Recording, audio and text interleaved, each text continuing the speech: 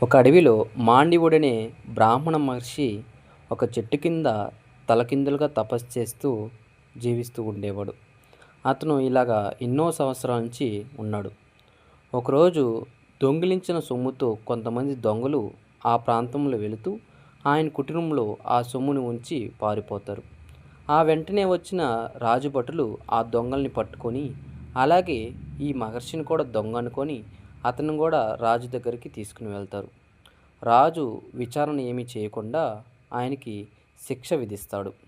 రాజు విధించిన శిక్ష ఏమిటంటే, ఒక శూలానికి ఆ మహర్షిని గుచ్చి అక్కడ పెట్టమని చెప్తాడు. అలాగే దొంగలను కూడా. దొంగలు కొంతకాలానికి చనిపోతారు. మహర్షి మాత్రం ఎన్ని రోజులైనా చనిపోకుండా అలాగే ఉంటారు. అదీ కాకుండా ఆయన తపశ్శక్తితో మిగతా మహర్షుల్ని సాయంత్రం పూట పిలిచేవాళ్ళు. వాళ్ళు పక్షుల రూపంలో, చిలక రూపంలో వచ్చి ఆయనతో మాట్లాడి వెళుతుండేవారు. ఇదంతా గమనిస్తున్న రాజు ఇతనెవరు మహర్షి అని, గొప్ప సాధువు అని తలుచుకొని ఆయన్ని వదిలేసి ఆయన దగ్గర క్షమాపణలు అడుగుతారు.